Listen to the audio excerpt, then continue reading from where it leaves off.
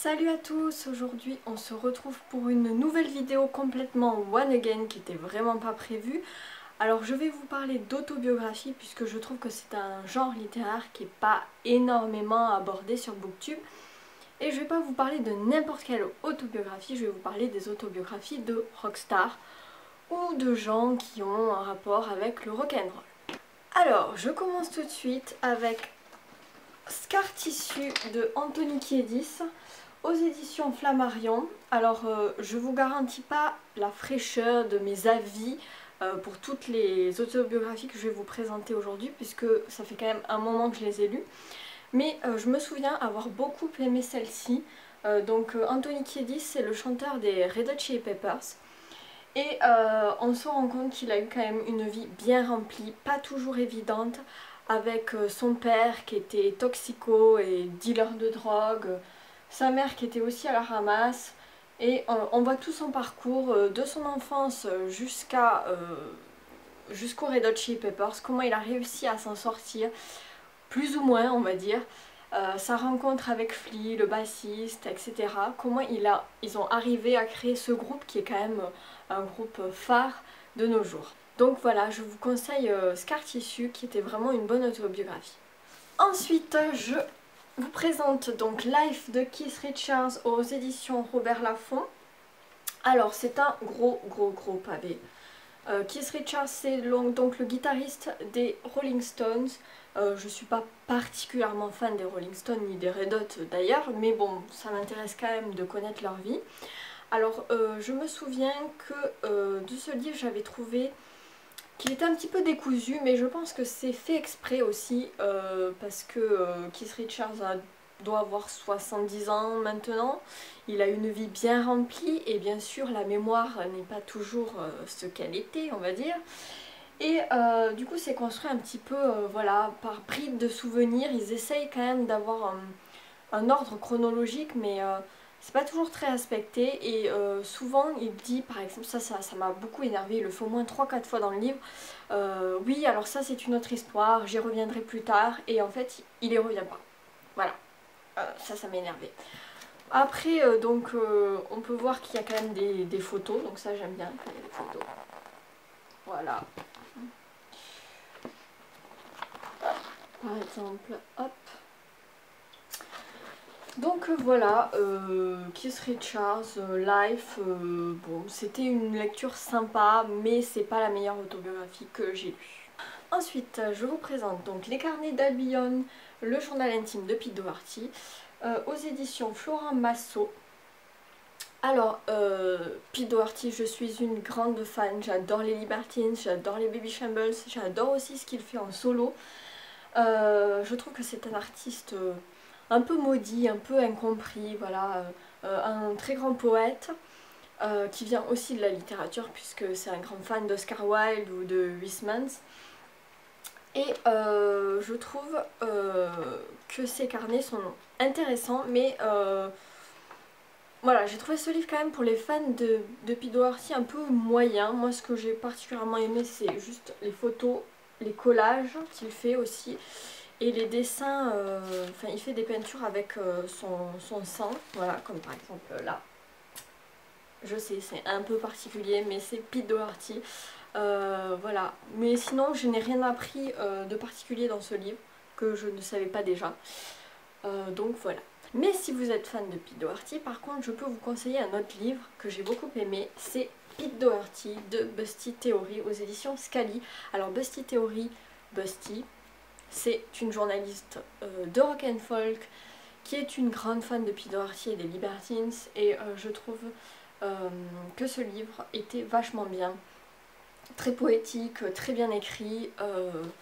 Voilà, moi j'ai vraiment aimé ce livre.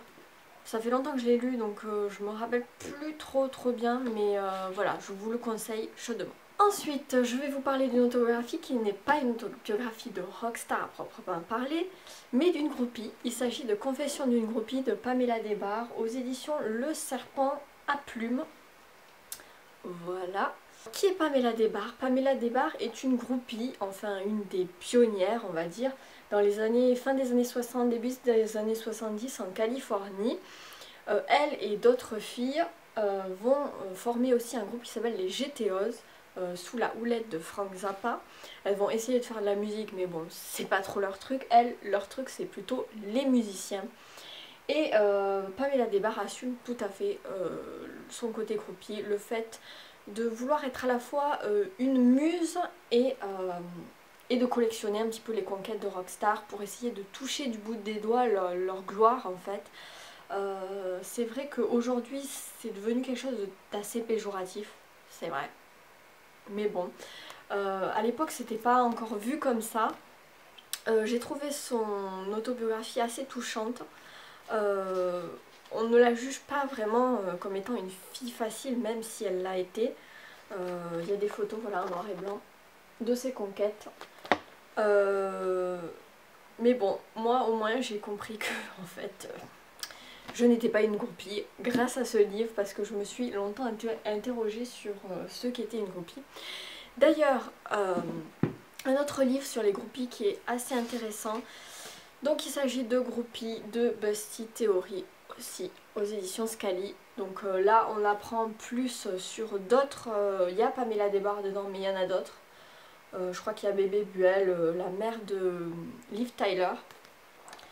Voilà, donc c'était un livre aussi intéressant avec des photos. Voilà. Là on retrouve Pamela Des Barres ici. Voilà.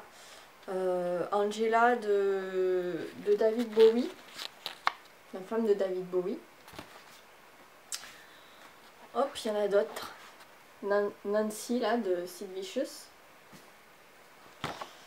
Donc voilà, je vous conseille ce livre qui est assez sympa et on en apprend davantage sur l'univers un petit peu méconnu des groupies.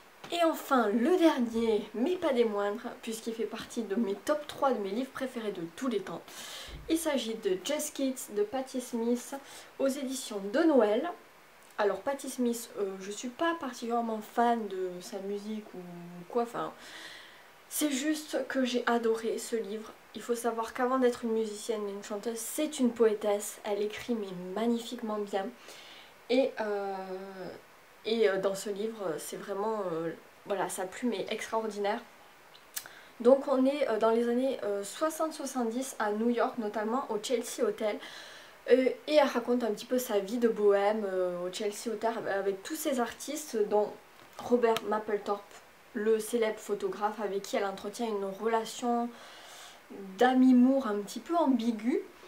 J'ai vraiment adoré ce livre, vraiment, mais vraiment de tout mon cœur. J'ai même pleuré à certains moments tellement que c'était beau. Même la fin qui est un petit peu triste, enfin on va pas... Tout le monde connaît plus ou moins la fin, puisque déjà au début du livre c'est annoncé en fait. On a l'avant-propos, puis après on revient en arrière, on fait un petit flashback et ensuite à la fin il y a vraiment le dénouement, comme si on revenait au début du livre. Et c'est vraiment l'un des rares livres qui a réussi à me tirer une larme quoi. Voilà, j'ai vraiment adoré et je vous le conseille mais chaleureusement, même si vous n'êtes pas fan de rock, même si vous n'êtes pas fan de Patti Smith. Si vous aimez la poésie, les témoignages, la vie de bohème, New York des années 70, je vous conseille vraiment très très chaudement ce livre. Voilà, c'est tout pour cette vidéo, j'espère que ça vous aura plu. Je vais lancer un nouveau type de vidéo un petit peu comme ça. Je sais pas encore comment je vais l'intituler, peut-être le bordel ma bibliothèque, quelques livres comme ci comme ça, enfin... une catégorie, à chaque fois je vous présenterai. D'ailleurs si vous avez des idées de catégories de livres que vous aimeriez bien que je vous présente, n'hésitez pas à me le dire dans les commentaires.